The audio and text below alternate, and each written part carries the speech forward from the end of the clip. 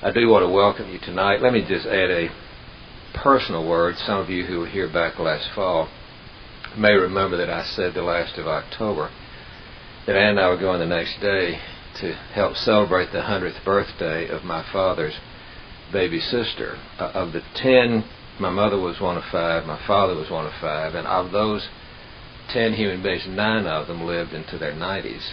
And my father lived to be 100 and died about 4 months after his 100th birthday, and his baby sister, 9 years his junior, had her 100th birthday in October, went up, had a wonderful time. Well, she died Monday afternoon, just went to sleep in the nursing home, and, it is sad, but it's certainly not a tragedy. She had wonderfully lived out her course, and so I've got to go on the Friday afternoon of this week. I'm the one clergy in the family system, and so when these kind of events happen, I'm always, called into service. But I just, since I had told you about our wonderful celebration of her life, I just wanted to share with you, and it's interesting that tonight, as I conclude this series, that we're going to be talking about hope and the life to come. It certainly is something very existential and very real to me.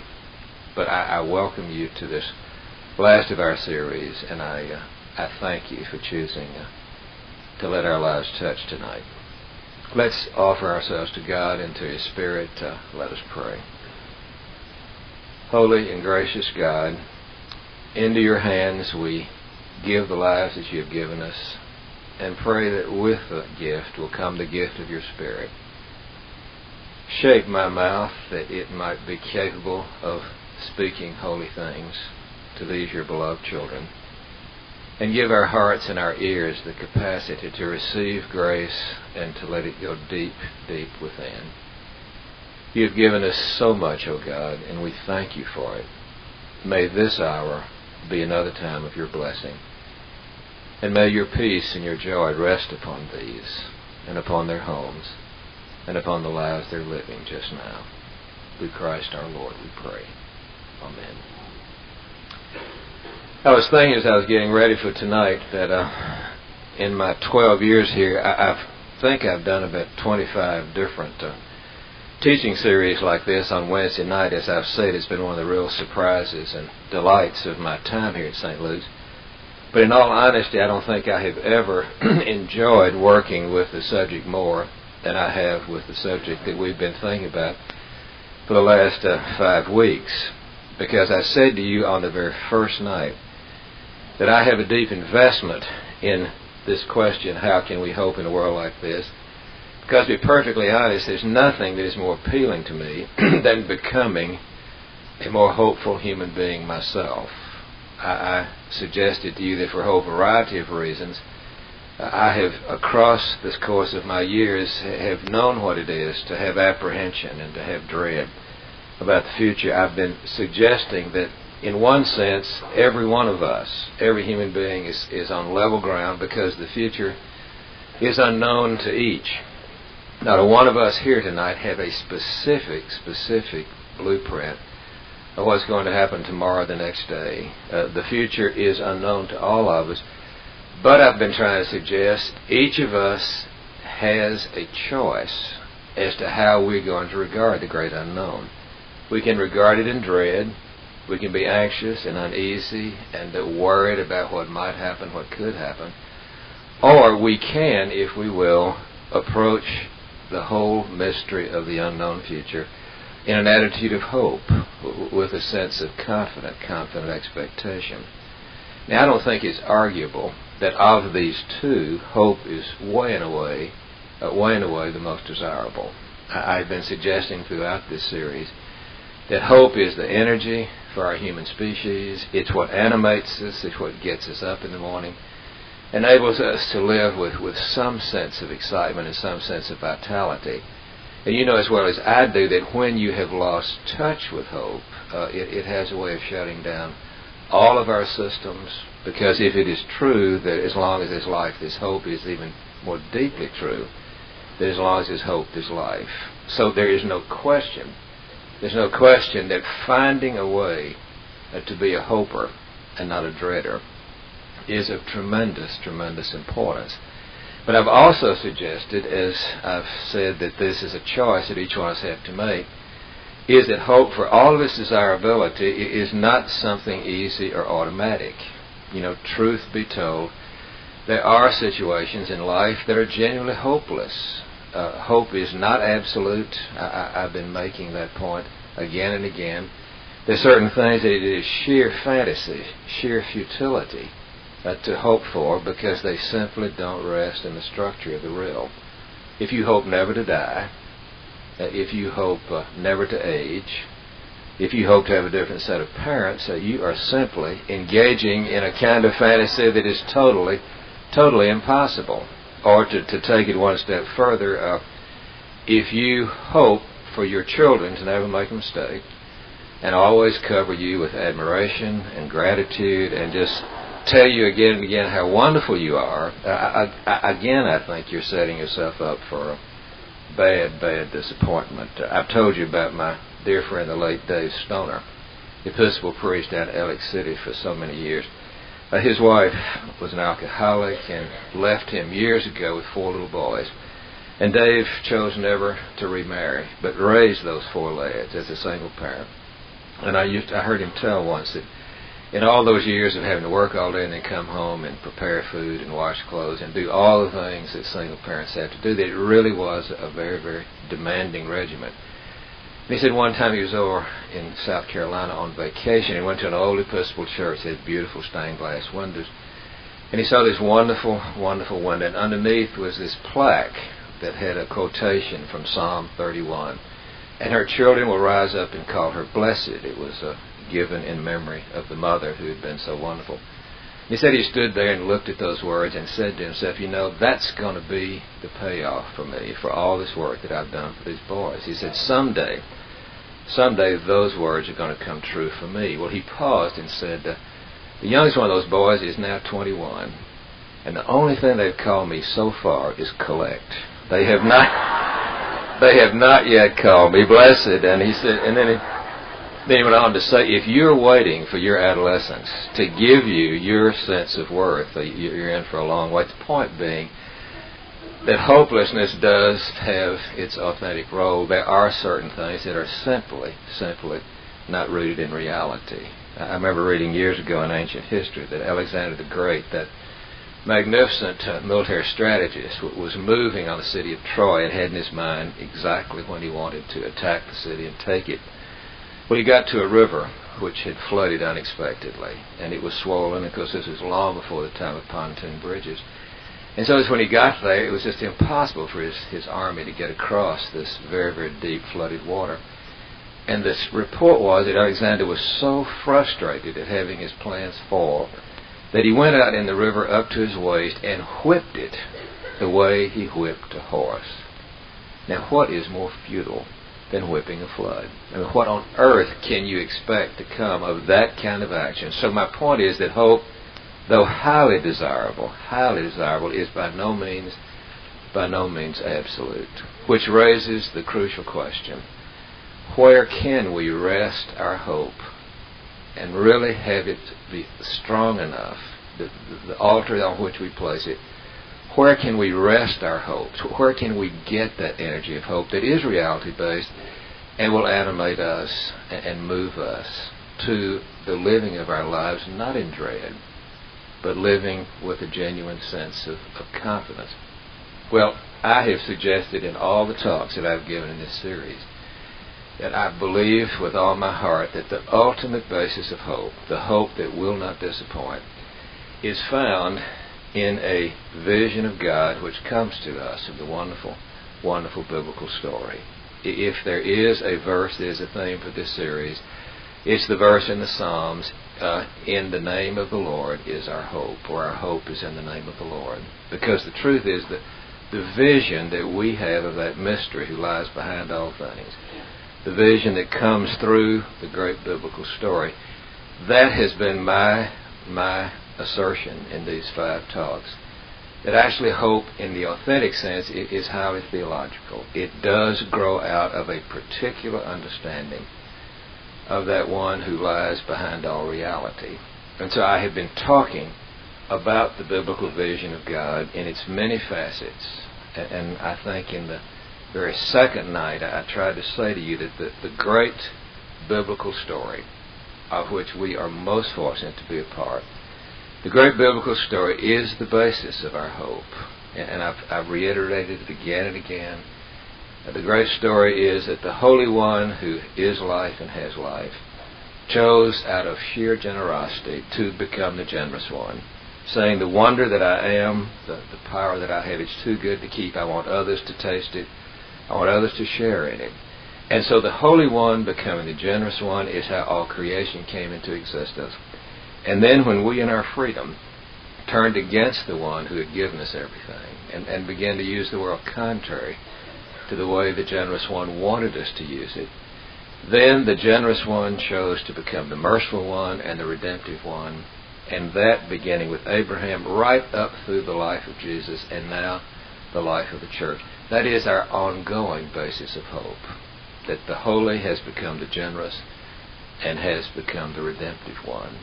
And a hope that will not disappoint, I think, will find its way ultimately back to that particular vision of the holy that comes to us through Scripture. What I've tried to do in the other times, having made that suggestion, is that there are facets of this vision of God that I do think lend themselves to an authentic hope. I spoke one night about God's desire to bless us, God's desire to be a grace, to help us, doesn't just come in one form, but it comes in three forms. And I thought suggested that night that the way to avoid disillusionment is not to pigeonhole the holy into one specific kind of experience, but to realize that sometimes God rescues us by miracle. Many times God joins us in collaboration and invites us to put our energies in, and sometimes the grace to help in time of trouble is the gift of endurance, so that we become something different and not the circumstances. And many of you have suggested to me that you can identify all three of those in your life. Last week I talked about the role that mercy and forgiveness plays in helping us to remember the past in ways that don't crush us and make us feel there is no future because of the way we have bungled the past. And I can't overemphasize the importance of mercy. But tonight I want to conclude these meditations on hope by talking about another facet of the Holy One, becoming the generous one, becoming the merciful one, and that is the fact that this one who called us out of nothing into being is a God of everlasting and eternal love. And it is the eternality of God's love. It is the fact that that love never ceases that I believe forms the basis of hope for that other sector of our lives, which is the life that lies beyond the experience of death. That death has, for all the history of the human race, been something ominous, been something terrifying. It is the dark at the end of the tunnel. You talk about the unknown future. None of us in this room have experienced physical death and gone into the other realm and then come back to describe it. And therefore all of us are face to face with a genuine mystery. And the book of Hebrews says that many people have lived their whole lives in bondage to fear of death. That their whole lives have been shadowed by what is going to happen when my physical life comes to an end. What is going to become of me, and what is going to become of everything when the experience of death becomes our experience. The great ancient writer Homer said, that which we call life is destroyed by death, and none can take away its terror. That which we call life is destroyed by death, and none can take away its terror. Now, I want to suggest tonight in this closing meditation that if we have the clear vision of God that comes to us through Holy Scripture, that assertion of Homer is actively challenged. Instead of seeing death in the way that Homer saw it, I think there are legitimate resources that we have through our vision of God that can give us a sense of hope about what happens to us and what happens to other people when the experience of cessation of physical life takes place. What I want to do tonight is simply reiterate for you several things that I have been saying now for 12 years. I hope, honestly, that none of you tonight hear something that you've never heard before, that's something that is absolutely novel. Because I guess I have done 250 to 300 funerals since I've been here. I have, in this place, have taught course after course. I've done classes. I've had grief support groups. And so tonight I'm not trying to be novel. I'm not trying to do something I've never done before. I want to reiterate for you the clearest truth that I know that will give you a place to rest your hope when it comes to thinking about the life beyond this life. I really want to try my best to reinforce things that have been said in this church and in every church about the hope that we have for the life that lies beyond the grave. Every Sunday as we close the Nicene Creed, we say, "And I look for the resurrection of the dead and the life of the world to come." I want to help you tonight find resources that as you look at the great unknown future, but as you look at the absolute certainty that someday you will die to this life, that you will have reasons based on something other than yourself, that there is something beyond the physical experience of dying. Now, I think Jesus, in His life, in His death, and in His resurrection, gives us a basis for that kind of hope. And I want to recall for you an episode in the life of Jesus where I think He does demonstrate this facet of God which becomes the basis of hope. It was when He went across the lake once to try to get some refreshment, and no sooner had He landed in a sparsely settled place called Gadara. It's on the opposite side of the Sea of Galilee from Palestine. It's a rough and primitive kind of terrain. No sooner had He landed that He is accosted by a man who is utterly, utterly deranged. The man is always slashing his skin with rocks, lacerating himself. He screams by day and by night. The community had gotten so fearful of him that they had tried to restrain him with chains, and his kind of manic energy had caused him to even break those, so he had the shackles of efforts to restrain him all draping from him. And the most interesting clue in the story is that he made his home among the tombs. That is, he lived his life in a cemetery. I had a hospital chaplain point out to me once that one little feature of the story gives you a clue as to what had led that man to become deranged. He was one of countless numbers of human beings who had allowed the experience of death or the fear of death to absolutely, literally explode his personality and to drive him crazy. In all probability, he had brought somebody that he had dearly loved to that burial place. And in his incredible fear for what had happened to them, and then maybe his fear for what was going to happen to him when that happened, that those two experiences of fear had absolutely, absolutely driven his sanity out. And he had not been able to find his way out of the cemetery. He had gotten trapped in that burial place of the dead. And he's absolutely out of his mind. He is a raving lunatic, we would say, by today's standards. And he accosts Jesus no sooner than Jesus has set foot on this foreign soil.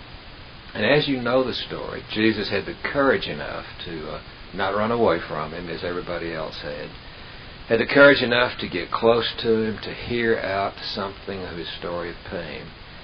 And then in the metaphors that people back then used for mental illness, we're told that what Jesus did was to cast out the destructive demons that were causing him such torment. To cast out these demons, and Jesus was able to restore this man to sanity. Because after he had done this transforming encounter, the man is now clothed and in his right mind. He is back to normality and sanity. He is sitting down with Jesus when the people who had known him as a raving maniac came and found them. And what we're told is that the man, through his encounter with Jesus, had been able to become functioning again. And when Jesus wanted to go back across the lake, he wanted to go with him naturally. Somebody had that kind of healing impact you'd want to stay with the rest of your life. But Jesus said, no, you must go back to where you were known and where you lived and tell people how good God has been to you in delivering you from this incredible fear. And so the interesting thing is that this man was the first missionary that Jesus ever sent out. Didn't have many credentials in terms of seminary training and all of these things. What he did have was the experience of having been freed from the fear of death. He had somehow been given a perspective on how to look at what had happened to the beloved person he brought there and what was going to happen to him someday. He had been given a perspective that enabled him not only to be sane, but also, the suggestion is, to be hopeful about the living of his life in this world and his moving step by step to life in the other world. Now, what I want to suggest is that is what I think the vision of God that we find the Christian faith, that's what it can do for you. I think it can cast out fear. I think it can abolish this terrible, terrible sense of foreboding that we have about whatever it is that lies in death and beyond death. I think Jesus can, contrary to what Homer thought, I think he can take away the terror and give us ways to cope with that certain uncertainty. It's going to happen, but we don't know when, for our own lives and for the lives of those we love. What I'd like to suggest is that I think what complicates so many of our coping with grief, and I've said this in many places, I think one of the things that makes for the terror that we have in the face of the great unknown is that many of us came to childhood impressions of the experience of death when we were very young, very concrete.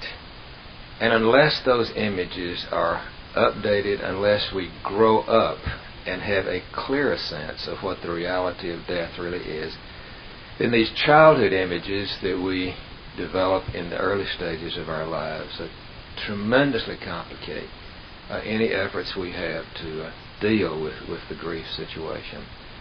Now, I've said very often in this place that children, by virtue of their lack of experience, are keen observers but poor interpreters. They take everything in, but they've had so little experience. They've many times come to erroneous conclusions about what they're observing. Now, children are incredibly concrete. At that stage of our intellectual development, we are very literal-minded. Everything is black and white. I heard a minister say that his son came in one day and said, "How does God accomplish so much when he can only use his left hand?" And he said, "Well, what are you talking about?" He said, "Well, the Creed says that Jesus is sitting on the right hand of the Father, and therefore he's only got one hand to work with." And that's the kind of literalism that the keen observers but poor interpreters are always going to come up with. Now, it's my experience, I'm going to speak autobiographically here. It's my experience from the way I remember my coming up out of the gates of the morning, that as a little child, I came to two images of this phenomenon called death. Two images that are utterly understandable given my experience, but they are not the deepest truth. And therefore, as St. Paul says, when I was a child, I thought like a child, reasoned like a child, spoke like a child. But when I became an adult, I put away childish things. That's precisely what I think the gospel has the ability to do. Now, my first image of death, and I've spoken about this before, came to me when I was about 4 years old. My favorite uncle by marriage actually, one afternoon, quite to my surprise, came walking in with this wonderful little butterball of brown and white fur, a puppy named Jiggs. And he said, "I want to give this to you, John Rowan." They always called me my double names back then. "I want to give this to be your puppy all by yourself, John Rowan." Well, I was just delighted. We had other dogs in the family, but they'd always been communal property. I'd never had a puppy to call my own. And so I liked the name. I liked the way he looked. I loved him from the first time he was given to me. We became bosom companions. My mother, with some reluctance, consented that I could let him sleep in my room. And so I don't guess we were out of each other's presence hardly at all from the day that Uncle John came in with that great gift. Well, about 2 months after Jiggs had become a part of my life, this was in the summer, probably about 1934, long before air conditioning, hot as all blazes in Nashville, Tennessee.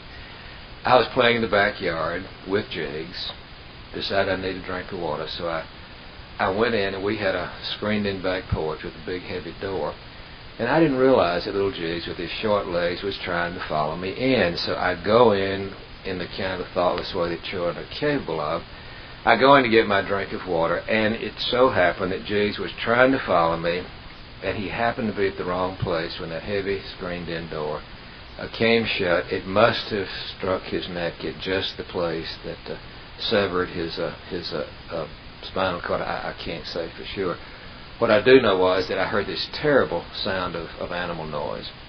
I turned around and I saw this yelping puppy fall back into the yard and go through lots of convulsions and then grow very still. And of course I rushed back and tried to revive him and called his name and couldn't get any response from him. And so I went inside and got the wonderful African-American woman that was living in our home and was so important to us, and my mother, and I told them what had happened, and they worked hard to revive Jiggs, and they couldn't. And that afternoon, I heard my mother use the word dead in relation to something that mattered to me for the first time. She said Jiggs was dead. I really didn't know what that meant, and I remember being very mystified and also very, very, very, very frustrated that suddenly my beloved playmate no longer had any life in him. A few hours later, my father came home, and we rehearsed what had happened, and he tried to revive, and we told him the story. And he said the same word, that Jiggs is dead, but he took it a step forward. He got a shoebox, and we put that little butterball of brown and white fur in it. Went out in the backyard and dug a little grave and put the shoebox carefully down in it, covered it up, put a little stick cross over it, and I never saw Jiggs again with my eyes. I never heard him again. I never touched him again. Now, to a child who is a keen observer but poor interpreter, that experience suggested to me that death is the annihilator. That whatever death touches, it simply takes out of existence. Whatever death touches no longer is anymore. I never, with my concrete ways of perceiving, I never did see Jiggs again. And I concluded that death is the essence of destruction, and whatever it touches, it absolutely, absolutely annihilates.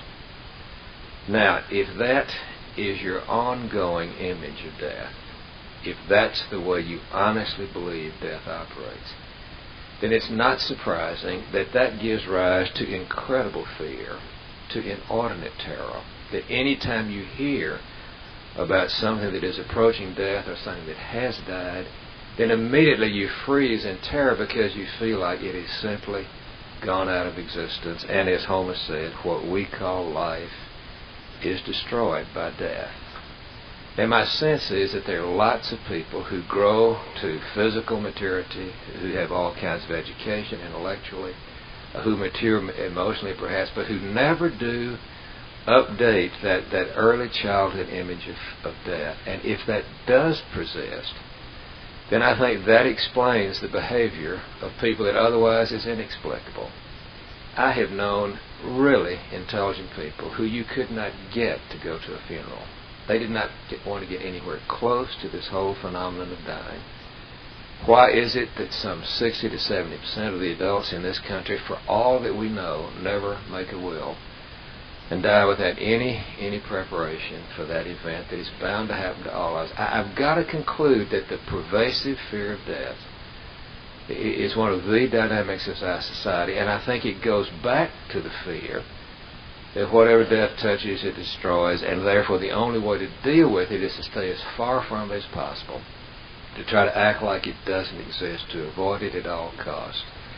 And so death as the annihilator is one of the complicating things when, as adults, we have to deal with the death of our loved ones, the death of our friends, and contemplate the experience of our own death. Now, the other image that I came to at the ripe old age of 4 or 5 was that death was not only the annihilator, but that death was also a thief. Remember, I said that Jiggs had been given to me. My uncle had said that afternoon, "This puppy is to be yours." And I took that quite literally and quite seriously, and I began to think of Jiggs in possessive terms. I began to look on him as mine by right, something that had been given to me, and now I was the one who owned him. And when that thing happened that was so shocking to me as a child, it seemed like to me that something from somewhere else had come and stolen something that rightfully belonged to me. It seemed like to me that an event of great injustice had taken place. And here again, I have known people who grow into maturity in several other ways, but whenever death comes to one of their loved ones, their reaction is one of incredible rage and anger. They feel like that some injustice has been perpetrated, that something that whatever did not have a right to take has in fact come in and intruded into their lives. And I have never been around significant experiences of grief where there were not vestiges of anger and resentment, where somebody is often blamed. It can be a doctor, it can be a nurse, it can be a family member who didn't do what was felt should have been done. But most of the time, the object of this anger is God Himself. I've had person after person to say to me, what right did God have to take this person that was mine, this person that belonged to me? And I cannot tell you across the years of pastoral ministry how many people I have seen lose whatever sense of faith and trust they had in God, because in the valley of the shadow of death they felt like they had been robbed. They felt like that something that was theirs by entitlement had been taken away unjustly. So my sense is that the earliest images of death is the annihilator and is the thief, which are totally understandable from the way a child looks at life. If those images persist, if that's the only lens through which we look at the experience of grief, then we're going to have enormous, enormous complication. And I want to suggest, just by way of metaphor, that I believe one of the ways of understanding what Jesus did to who has been called the Gadarene demoniac, that one of the ways of understanding that transformation was to say that Jesus cast out these childhood images of what death is and replaced those with two much better images, much more reality-based images of what the experience of death actually is, and that which brought the person back to sanity, that which enabled this person to begin to cope again with life and not to be overwhelmed by fear and anger, was these truer senses of what this mystery at the end of our lives really is. And that, I think, is the gift of the gospel. The gospel grows us up, in my judgment, to a better understanding of the dark at the end of the tunnel. And if we can look at that experience through the gospel lenses rather than the lenses of childhood, then I think instead of being absolutely vanquished by death and grief, we have ways of living hopefully toward it and living hopefully through it. The psalmist speaks of, yea, though I walk through the valley of the shadow of death, not just into it, but through it. What I want to offer, and I think you've heard me give this many times in funerals or in other places, what I want to offer to you is my clearest sense of what I think are the most mature Christian understandings of this phenomenon called death. For example, instead of seeing death as the annihilator, I think we have every reason in the world in the gospel to see the experience of death as an experience of transition, a moving from one realm to the other, a moving from one state of being into another state of being, and instead of looking on it as destruction, you look on it as a state of progression, or a state of graduation, or a state of transition. Now, I've said again and again at funeral services and in this place that whereas I don't know by experience what happens at the end of my life in history, I do have some clues from what I have experienced that I think I can use legitimately in shedding some light on what is going to happen in the future. And what I'm talking about is the way that you and I have come to be in our aliveness at this moment. Every one of us start as two tiny cells in our mother's body, a microscopic thing called a sperm and a tiny little thing called an egg, come together at a fortuitous moment when both are ready to be joined together and to begin to create new life. I think there's a divine dimension to every act of conception. And so that this sperm would come together with this egg at that particular moment, there is something mysterious, there is something divine, there is something awesome about it. And from that microscopic beginning, as you well know, a process begins. We call it a fetus. And for 36 or 38 months, that little organism, little weeks, for 36 or 38 weeks, getting a little off here, every woman here would cringe at what it's obvious I'm a man talking about this, isn't it? 36 or 38 weeks, that microscopic beginning grows and develops and complexifies. Now, Stuart Emery says that the womb is a magnificent living arrangement, given the situation in which the fetus finds itself. And that is absolutely true. Think about it. You are surrounded by warm fluid that gives you a great sense of comfort and protection. You have room service 24 hours a day. The temperature is constant, 98.6. In fact, Stuart Emery says that first thing that happens after birth is that this precipitous drop of temperature. I mean, if the mother's 98.6 and the delivery room is 72, you've got a 26-degree drop right away. So no wonder that we speak of it as a cold world, because it is coming into a very different kind of climactic situation. But the point is that after 36 or 38 weeks, a trauma occurs, a trauma of separation. From the vantage point of the womb, it's a death. It's being taken from the familiar, taken out of the place that was so appropriate for that beginning stage. But from the vantage point of time and space, that same trauma is called a birth. It is coming into a context ever so much more appropriate for the growth and development and enlargement of that which began so microscopically. Think about what you and I can become physically, intellectually, and emotionally in the world of time and space that we could never become if we stayed forever embedded as parts of our mother's body.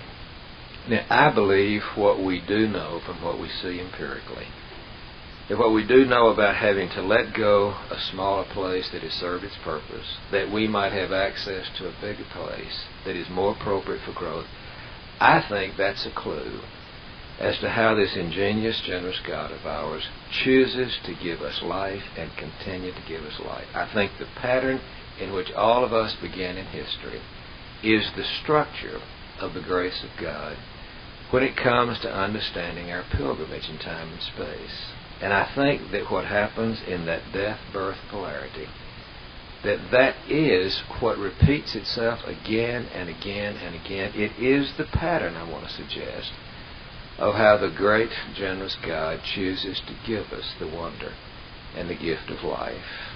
Now, you've heard me tell many times about an experience that Rural Howe had. Rural Howe started out as an Episcopal priest, young man in Pittsburgh. He went on, by the way, to teach at Virginia Seminary and then became a nationally recognized pastoral care scholar. I once had the pleasure of going to his Advanced Institute of Pastoral Studies. He was a magnificent Episcopal priest. But he wrote in one of his books that 40 years after he'd started as a curate in Pittsburgh, he was asked to come back and give some lectures in that original parish. And he went back, and when he got there, he was told that one of his best friends, who had been a lay person when he was there, one of his best friends, a contemporary of his, a man named Charlie, was in the terminal stages of cancer, was not expected to live very long, and because he remembered their friendship and had been so warmly drawn to him, he had some time, and so Rural went and sat down in the hospital room with Charlie and discovered that the dying man was very lucid and really very willing to talk about where he found himself and what he was feeling and thinking. He said to Rural, he said, I've wanted all my life what it's going to be like to die. And now that I'm up close to it, what I'm discovering to my great satisfaction is that it really is an old friend in a different garb. And Rural Howe said, well, say some more about that. And then he said, all my life, as I look back, I've had the experience of having to let go something that had served its purpose, that I might move on to something that had more possibilities. He said, I remember that morning in September when I was 6 years old, got up and Mother said that don't put on your play clothes, because today is a big day, you're going to start to school. Well, he hadn't gone to kindergarten and nursery school. First grade was his first encounter with organized education. And he said, I knew school was a big building down on the corner with lots of doors and windows. I didn't have any idea what it really stood for. And he said, as I put on my Sunday clothes, I remember looking out in the backyard, and there was the swing, the sand piles, that really safe place where I'd played so many hours wonderfully. I had a great sense of sadness that I was being taken from that wonderful place, of being thrust into something that I didn't begin to understand. But he said, as the weeks unfolded, this place called school turned out to be a place where I could grow in ways that I would never have grown if my parents had left me in the backyard. He said, I discovered books, I discovered music, I discovered other people, I discovered so many things in school that I would never have encountered had I stayed in the confines of the backyard.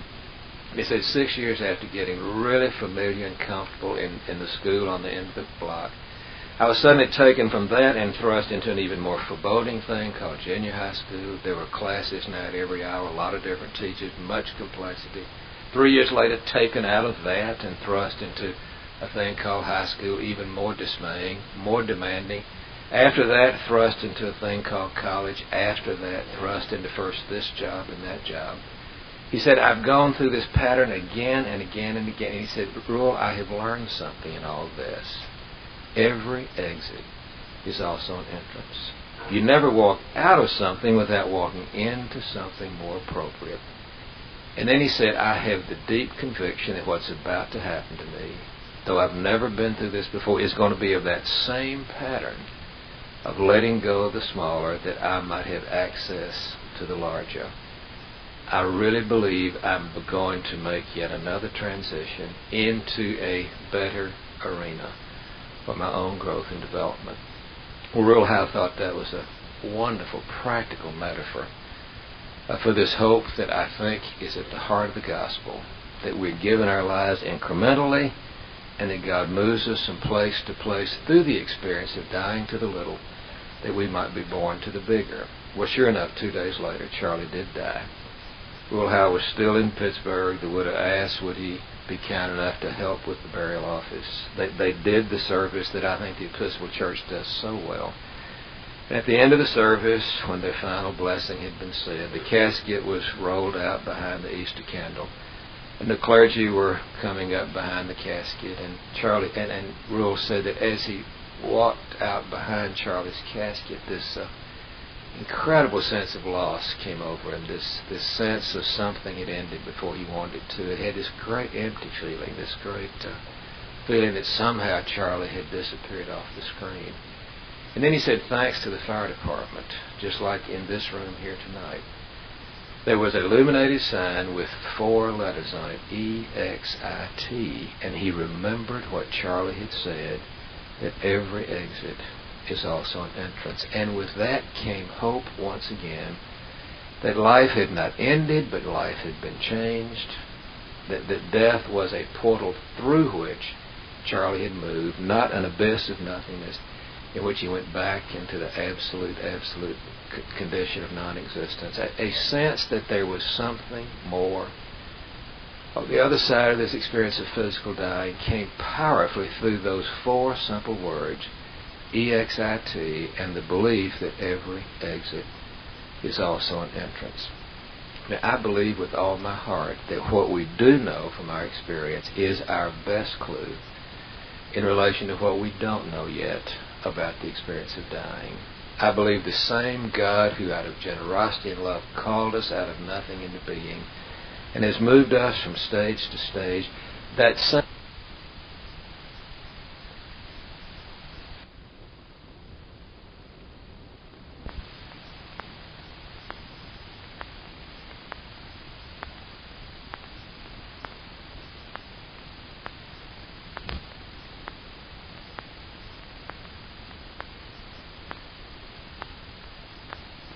as to a realm that is beyond our experience at this point, but is more appropriate for the growth of our minds, our hearts, and our spirits than would be forever being in time and space. If you think about it, if everybody that had ever been born was still an inhabitant of this world, we couldn't live. We'd be 6 feet deep in each other. This is a schoolroom through which we were meant to pass, just like first grade, second grade, and third grade. It comes out of this great love of God, which is everlasting. That's the whole point of the gospel. That what God creates, God loves, and what God loves everlastingly. I don't think it's totally surprising that we don't have a very clear sense of what the life beyond this life is like. Imagine when you were 3 months in your mother's womb, if somebody had tried to describe for you the realm of time and space in which we're now part, imagine that you would not have been able to have grasped it because your capacities for understanding would not have been developed. It is not surprising to me that we have inklings that it's going to be a place of growth, a place of relationship, a place of love, a place of interaction. But exactly what it's going to be like, we don't have, because we're not yet ready for that. And to be willing to trust that whatever it was that gave us our life initially can be trusted to give us life in the next realm, I think that is the way to turn the fear and terror of what we as children thought was the end of everything into a sense of adventure, into a sense that there is something more, because God's love is everlasting, and God's care for us is not just for our 70, but God's care for us lasts forever. Now, the most oft-quoted scripture in funerals, as you know, is John 14. Jesus said, "Let not your hearts be troubled. You believe in God. Believe also in what I have brought you to see about Him." And then He says, "In my Father's house are many." In the King James, it was many mansions. Poor people love that, to hear that translation. "In my Father's house are many dwelling places. In my Father's house are many rooms." The Greek has many different nuances to it. And I think that accords beautifully with what I've just suggested. In my Father's great realm of existence, there are many, many dwelling places. And therefore the experience of death is best understood as akin to the experience of birth.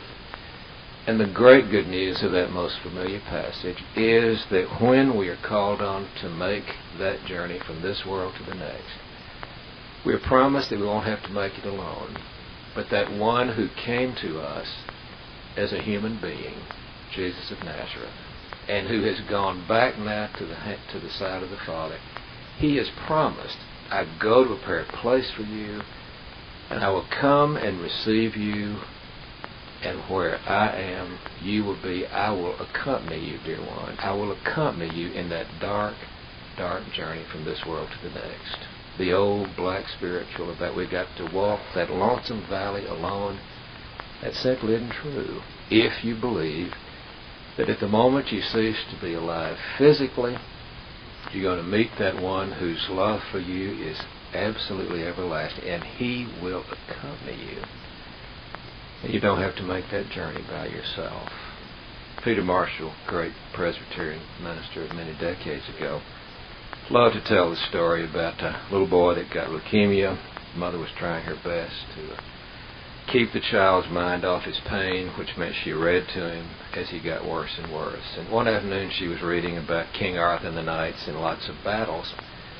And suddenly she was startled when the child, 10 years of age, interrupts her and says, "Mama, what is it like to die? Does it hurt?" Well, she hadn't expected this question, and she sensed from the intensity of his words that there was more behind it than just childish curiosity, that he had a sense, as I think the dying always do, of what's really happening. And so tears flooded to her eyes, and on the pretext of doing something in the kitchen, she excused herself and went out there, and by the refrigerator, she begged God to give her some way to answer his question that would give him a sense of confidence instead of a sense of fear. And she said the refrigerator became an altar, and the kitchen became a sanctuary, and an answer to her prayer materialized in her mind. She went back in with eyes dried and said, "You asked what it was like to die. Did it hurt? Well, do you remember when you were well and used to play all afternoon in the backyard? You'd come in, you'd be so tired, and you'd eat supper, and you'd sit down on the couch to watch television, and you'd fall asleep, and the next morning you'd be so surprised to wake up in your own room, in your own bedclothes. You had no idea how you got from one place to the other. You say what you didn't realize was that when you were asleep, your big brother with his strong arms came and picked you up tenderly and took you upstairs and put on your bedclothes and tucked you in bed. And then she said, that's what it's like to die. It's going to sleep in one room of God's house and waking up in another. It's moving from downstairs to upstairs, and the one who takes you from one place to the other is your elder brother Jesus, who you can always, always trust. And the metaphor took root. The child had a new way of thinking about what was about to happen, and when he died a little while later, according to Peter Marshall, he died in hope and not in fear. So, if you can re-image death as transition and not as the annihilator, it gives you unbounded reasons to hope that when life, in the physical sense, ends, your real life does not come to an end, but that what happens is you are graduating in the next stage of God's everlasting desire that you live and grow. What can we say about the image of death as thief? Well, here I'm going to revert back to what is the theme of all things that's come into my life for the last 30 years. You've heard me tell it, you've heard me say it, but I never tire of reminding myself, and maybe you need to be reminded too. The best way I know to counter that anger that somehow when grief occurs, we have been robbed, is to step back and ask ourselves the question, where did we come from? How did we get here? And how did anybody that we love come to be in our lives? And if you step back and ask that question, then I don't think a sense of entitlement begins to hold water, because I don't remember earning my way into this world. I don't remember doing anything to get born. I simply awakened when I was 2 or 3 years old to a wondrous process that was already in motion, to a world that was incredibly all about me. In other words, what I'm suggesting is that if you realize that we come into this world as the beneficiaries of grace, if we're given our aliveness and given everybody that we love, then the truth is that there is a graciousness and a giftedness at the bottom of everything that needs to be our beginning assumption. I've told you how that first came to me so powerfully. My little girl had died. It was about 6 weeks after her funeral. Couldn't sleep at night, went down to my study rather than toss and turn all night. Got down a copy of Genesis, Commentary on Genesis by Gerhard von Rad, a German. Open to the 22nd chapter of Genesis, that is that awesome story of Abraham being called to sacrifice Isaac. Always obscure, dark story. Would God ever ask that of a parent?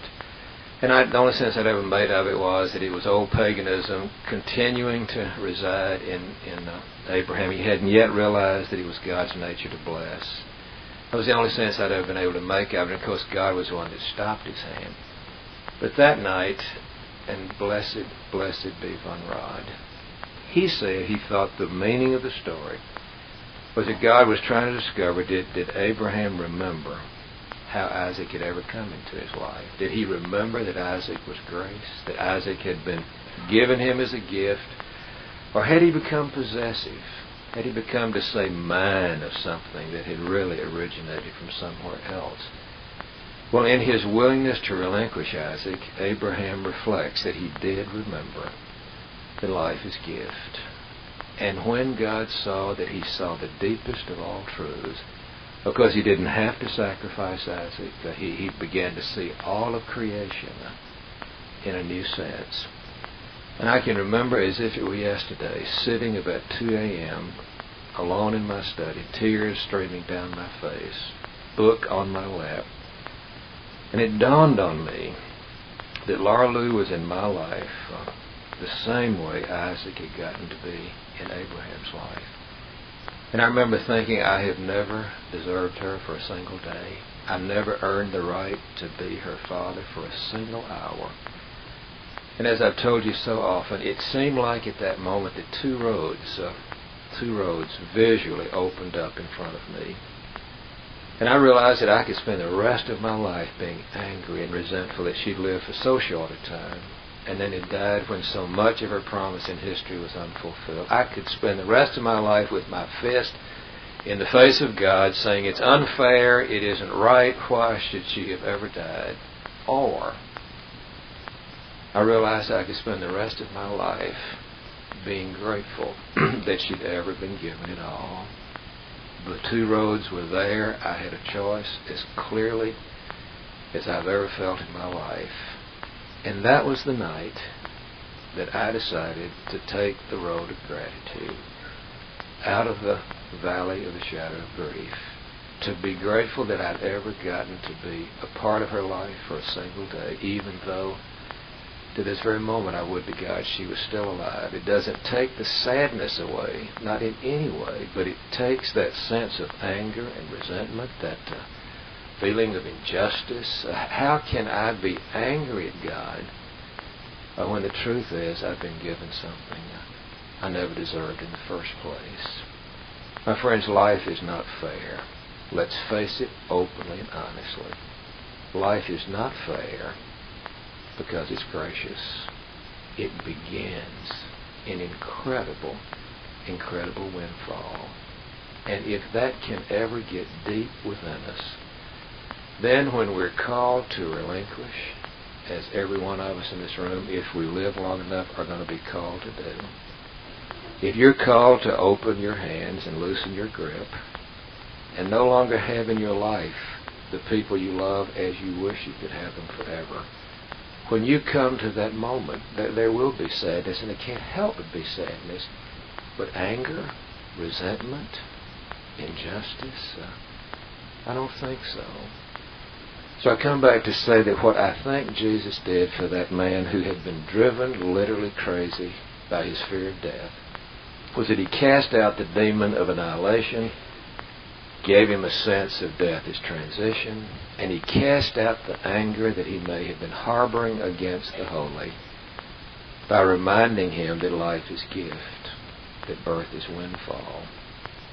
And my closing word to you is that if you can be led to see this great God of ours as a God who generously gives you everything and wants more than anything else for you to come to joy, if you can rest your whole weight in that understanding of God, then you will be free to say, the one who gave me the good old days can be trusted, the good new days, even days beyond the grave. Carl Martin used to say, when I die, I'm going to get to the place that I'll have to say, if there's anything else, it's up to God. I'll be a spent arrow, won't be able to make anything happen. When you get to the end of your rope and you get to the end of your life, my hope is, my faith is, you're not to the end of everything, because the one who gave you life can be trusted for everything and every time, even the valley of the shadow of death. In that hope, go, brothers and sisters, go bravely,